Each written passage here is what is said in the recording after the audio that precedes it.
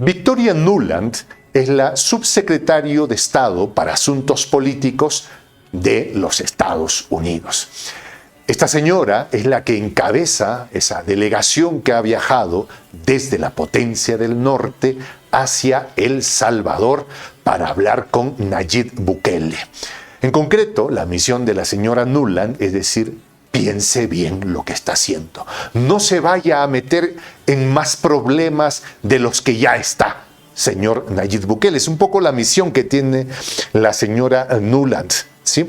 Bueno, punto aparte, hay que acordarnos que la semana pasada la política en El Salvador ha estado más movida que, no sé, pues tecnocumbia de Keiko Fujimori, por decir algo. La cosa ha estado muy movida desde la intervención a las oficinas del partido Arena por la Fiscalía, porque hay, de acuerdo a la teoría fiscal, prueba suficiente de malversación de fondos y demás. Pero en fin, no quiero perderme en eso, quiero enfocarme en el personaje, en la señora Victoria Nuland y por qué Nayib Bukele y por qué los salvadoreños tendrían que ponerle todos los reflectores. Victoria Nuland para el año 2013 era la secretaria de Estado de los Estados Unidos para Europa. Sí, este es un dato importante. ¿Por qué? Un año antes, en el 2013, se había redactado un documento entre la Unión Europea y Ucrania. Sí, un acuerdo de asociación. Era una bienvenida de Europa a Ucrania para sus intereses. El documento ya estaba firmado, ¿sí? En el 2013, el presidente de aquel entonces de Ucrania, el señor Víctor Yanukovych, dijo: no sé, no me convencen los términos que ustedes me dan. A ver, me ofrecen algo más porque del otro lado tengo a la Unión Aduanera Rusa que me ofrece ventajas mucho más interesantes para mi pueblo. No sé.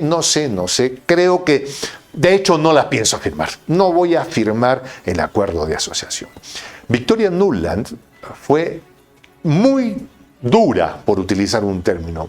De hecho, llevó a cabo una diplomacia muy agresiva hacia Víctor Yanukovych, diciéndole: a Estados Unidos no le está gustando lo que usted está haciendo. Debería pensar en los intereses de su pueblo. No sé de qué pueblo habla. Bueno, debería usted saber que nosotros tenemos intereses involucrados acá. Estoy hablando del año 2013. Y como nos acordamos, y como el mundo se acuerda, en febrero del 2014 hubo un golpe de Estado que sacó del ejercicio del poder al señor Víctor Yanukovych. De acuerdo a la versión de Vladimir Putin, este fue un golpe, ¿no? Una movida absolutamente inconstitucional, estoy citando el término de aquel entonces, ¿sí? El accionar de Nuland en ese proceso fue absolutamente vital, ¿sí? Fue protagónico. O sea, si no hubiera estado Nuland, o sea, lo que hizo Nuland ahí fue determinante en esos eventos de aquel año. ¿Ya? Eso está documentado y pasará a la historia como polémico o como lo que fuera, pero es algo que está documentado. Digo yo, el pueblo de El Salvador tiene el derecho de acordarse de esto y de ponerle los reflectores a los personajes que están yendo a decirle al presidente Nayib Bukele y a su pueblo: póngase en vereda.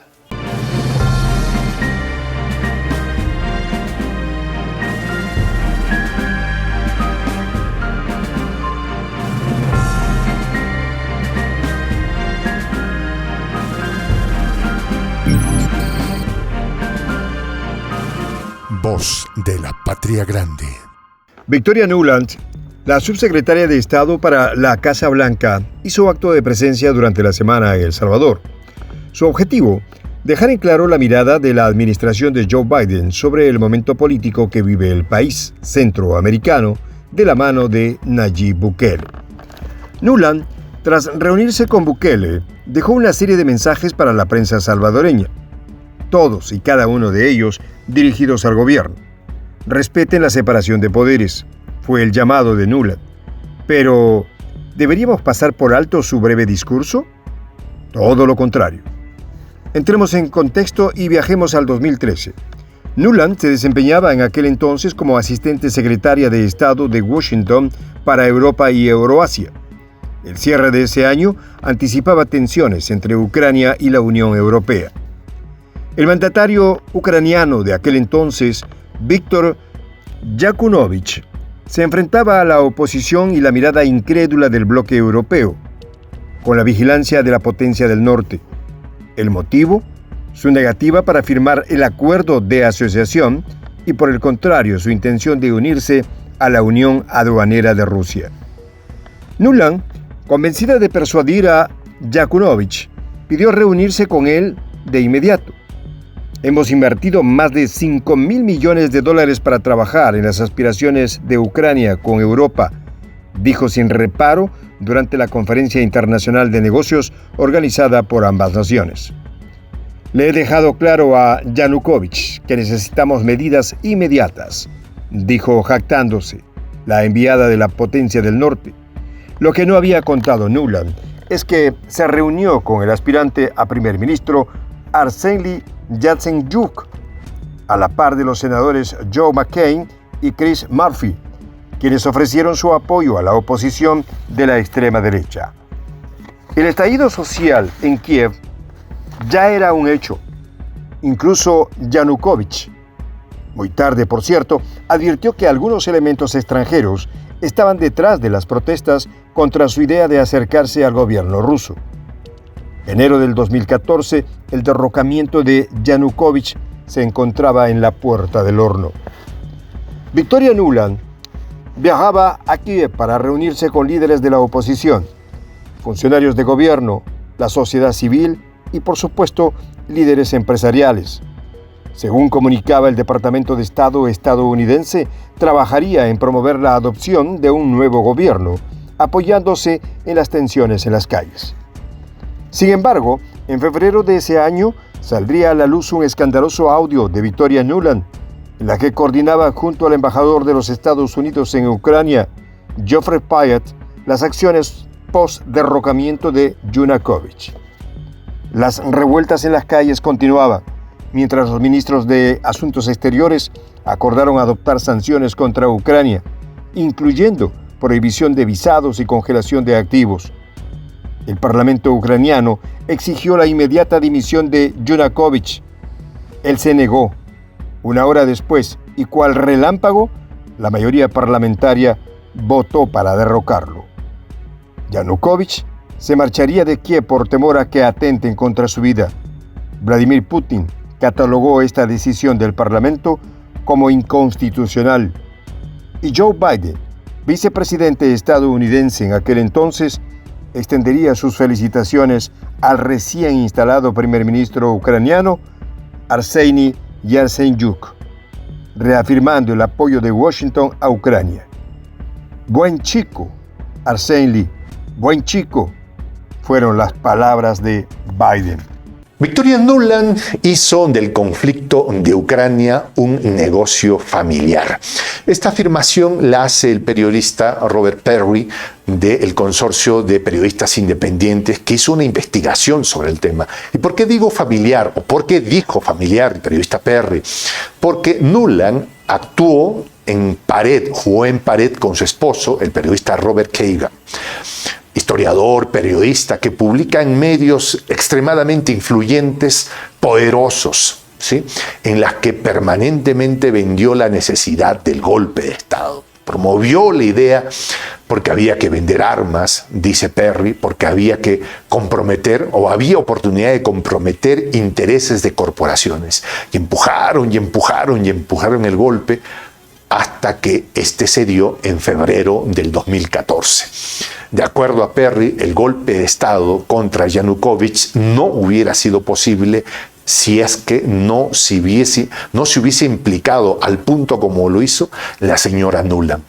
Ojo en las actividades o con las actividades que la señora Nuland llevará a cabo en El Salvador.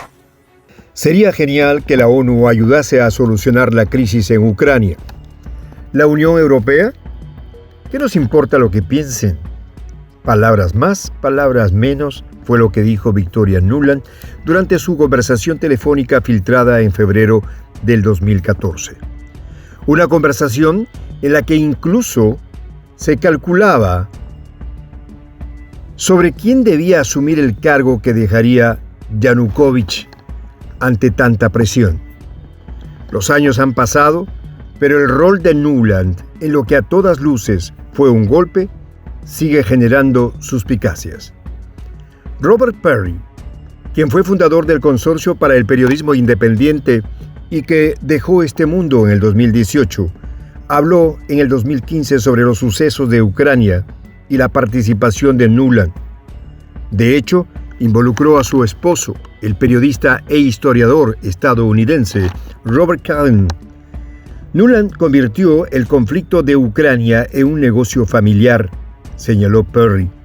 Sobre Kagan, aseguró que a través de sus publicaciones en importantes medios exigió al Congreso levantar las restricciones en el presupuesto militar estadounidense. El conflicto de Ucrania no se hubiese dado sin la presencia de Nuland, señaló Perry. Es más, recordó que meses después el Departamento de Estado estadounidense acusaría a Moscú de estar detrás de la crisis, algo que nunca se demostró. Luego de todo lo mencionado, y si has llegado al final de esta historia, ¿qué piensas? ¿Es Victoria Nuland una amenaza para el gobierno de Nayib Bukele? Déjanos tus comentarios. Soy el Juan José del Castillo, director del canal Prensa Alternativa. Si quieres ser parte de la comunidad de la Patria Grande, suscríbete a nuestro canal. Si es que quieres que te lleguen las notificaciones cada vez que subimos un video, activa la campanita. Si quieres apoyar a nuestro canal económicamente, puedes hacerlo a través de PayPal. El enlace está en la descripción del video. A nombre del equipo de Prensa Alternativa, me despido con esta expresión en el quechua milenario, Tupananchis Kama, cuya traducción es hasta volvernos a encontrar.